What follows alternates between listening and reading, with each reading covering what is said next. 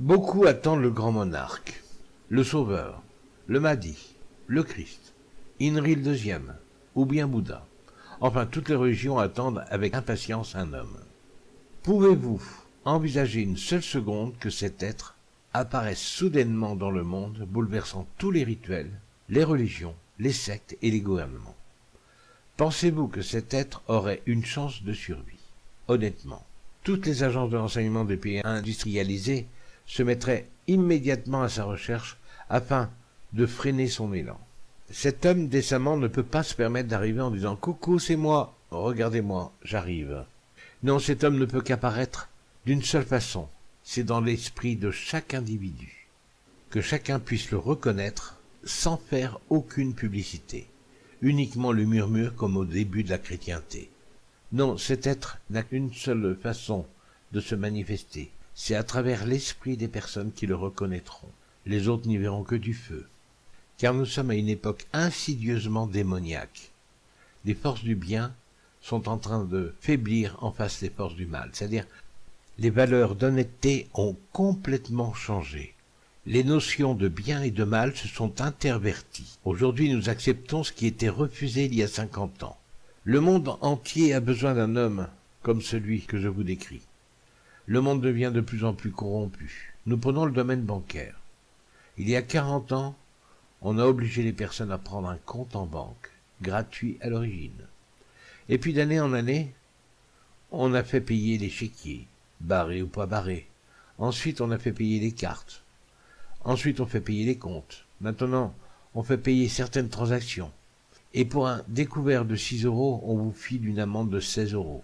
Et demain, on vous prendra un pourcentage sur votre salaire que vous allez déposer. Ou bien sur les courses que vous allez faire au supermarché. Ce qui était normal il y a 50 ans ne l'est plus aujourd'hui. Et cela touche tous les domaines.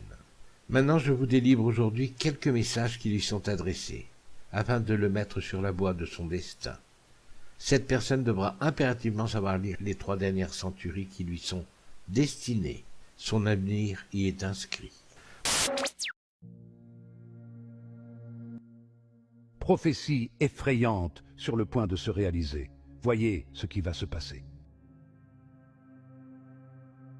La Bible est claire. Elle parle avec une précision troublante des événements qui se déroulent sous nos yeux.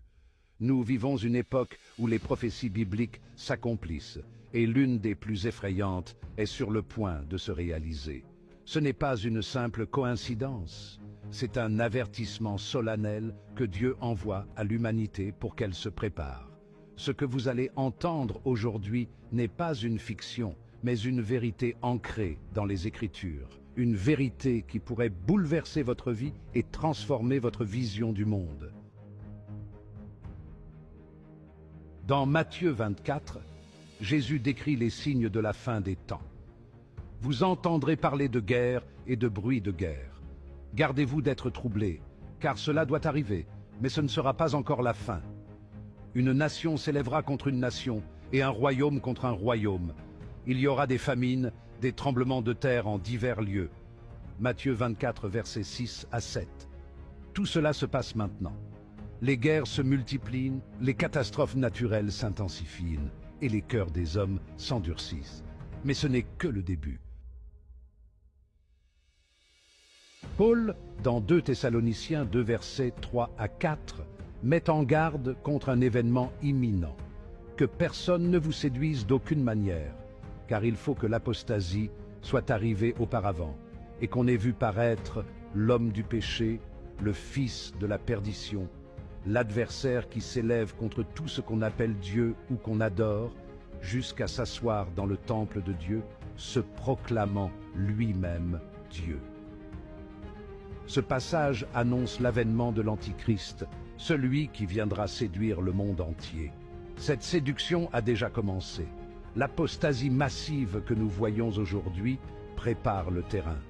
Regardez autour de vous, la foi chrétienne est ridiculisée, les églises ferment et les doctrines se corrompent.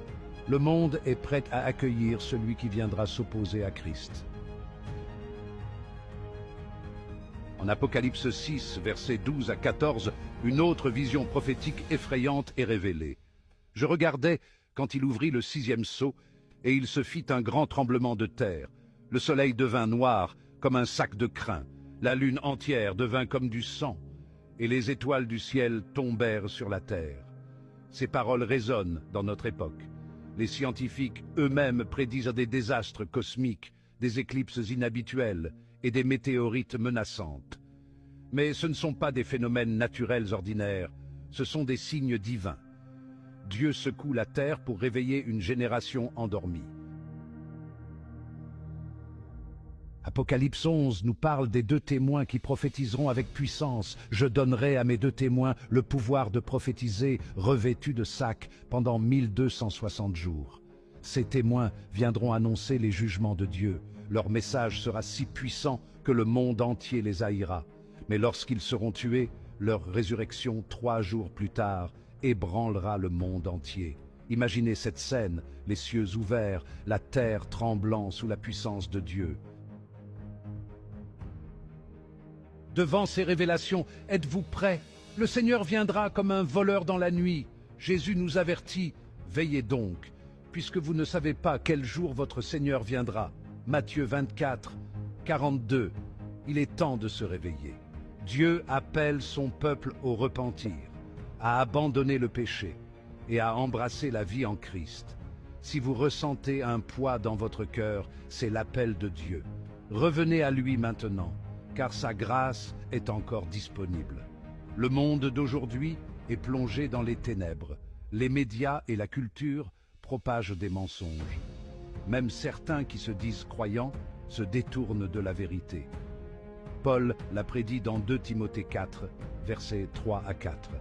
Car il viendra un temps où les hommes ne supporteront pas la saine doctrine, mais, ayant la démangeaison d'entendre des choses agréables, ils se donneront une foule de docteurs selon leurs propres désirs. Alors que ces prophéties s'accomplissent, que ferez-vous? Continuerez-vous à vivre comme si de rien n'était?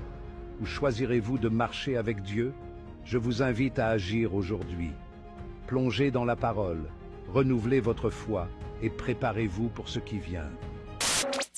Pourquoi le jackpot? C'est de l'humour noir, j'imagine. Et Apocalypse, ça faisait un peu lugubre.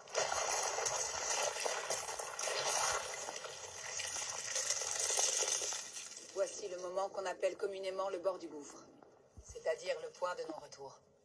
Le jackpot était devenu inéluctable. Tout le réseau électrique d'Amérique du Nord avait été piraté. Obscurité totale. Pendant des mois sur tout le continent. Phénomène qui est ensuite devenu récurrent et assez banal sur la planète entière. C'est seulement dans 7 ans pour mon monde.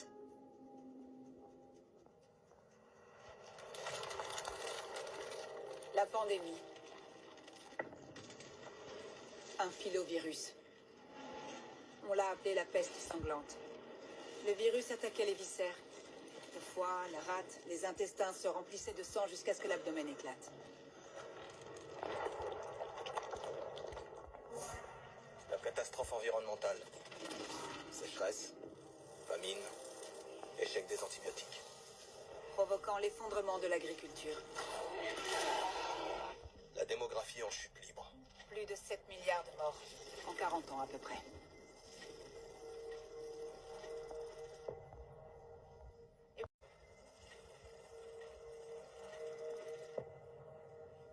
Et puis il y a eu le grand final.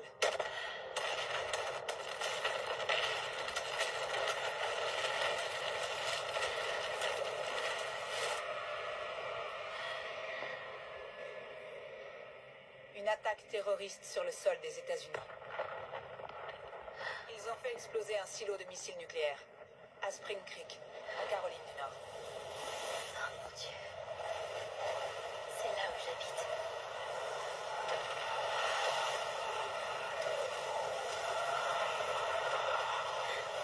Arrêtez. C'est insupportable.